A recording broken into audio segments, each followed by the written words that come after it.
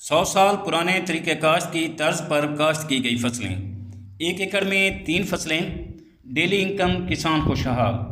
अस्सलाम वालेकुम viewers, Hashmi organic farming में खुश आमदीद। कैसे हैं दोस्तों मैं अपने किसान को खुशहाल देखना चाहता हूं। मैं इस काम में लगा हूं। व्यूअर्स, आज की वीडियो आपको 1 एकड़ में काश्त की गई 3 फसलों का तारफ़, आमदन, खर्च और तरीका बताया जाएगा, ताकि बाकी किसान भी एक खेत में 3 या 3 से ज़्यादा फसलें उगाकर अच्छी आमदन हासिल कर सकें। दोस्तों, ये तरीका आपके और हमारे बुज़ुर्गों का तरीका है, जो वो सदियों पहले फसलें काश्त करते थे।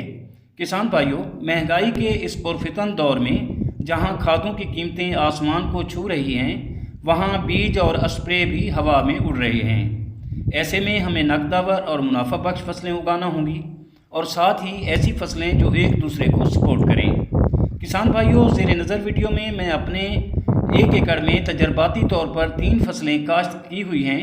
इनमें टिंडा, मूंग और कपास आप वीडियो में भी वाज़ेह देख रहे हैं। एक तो मूंग और टिंडा सिर्फ 60 दिन में तैयार हो जाते हैं, और मूंग का पौधा बाकी फसलों को यूरिया खाद बनाकर देता है, जिससे आपका यूरिया का खर्च कम हो जाता है। किसान भाइयों, मैं अब तक अपने 1 एकड़ से 1 लाख के करीब टिंडा बेच चुका हूं, और मूंग आपके सामने पक कर तैयार हो चुकी है। अब हम मूंग की कटाई करके खेत से निकाल लेंगे और इसकी थ्रेशिंग करेंगे, और इससे आने वाली इनकम के बारे में भी आपको आगाह किया जाएगा। किसान भाइयों, बाकी जो नसीब में होगा वही मिलेगा। बाकी बच जाने वाली कपास भी इंशाल्लाह अच्छी इनकम दी जाएगी।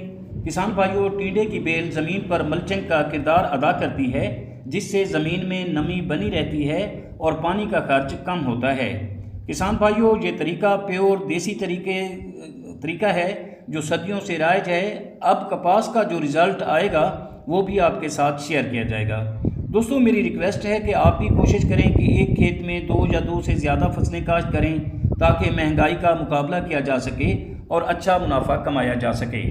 दोस्तों, ये सामने आप वीडियो में भी देख रहे हैं, ये कपास का पौधा भी और ये मूंग पककर तैयार हो चुकी है, और ये कपास फूल और टिंडे लगा रही है।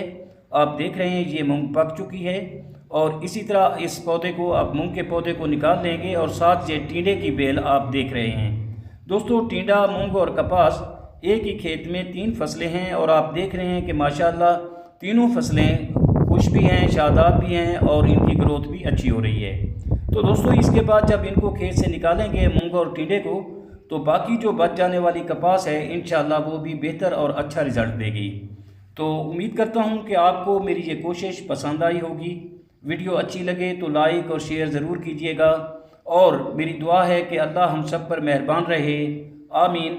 एक बात और रह गई है दोस्तों, कोशिश करें कि आप ऑर्गेनिक तर्ज पर फसलें काश्त करें, जिससे आपकी खाद का खर्च भी कम होगा और फसलें भी शानदार होंगी। तो दोस्तों, ये सामने लहलहाती फसलें आप देख रहे हैं कि एक खेत में 3 फसलें हैं, कपास, मूंग और टिंडा। आप भी इस तरह की फसलें उगाकर अच्छा खासा मुनाफा कमा सकते हैं। जल्द मिलते हैं किसी अगली वीडियो में, तब तक अल्लाह हाफिज़।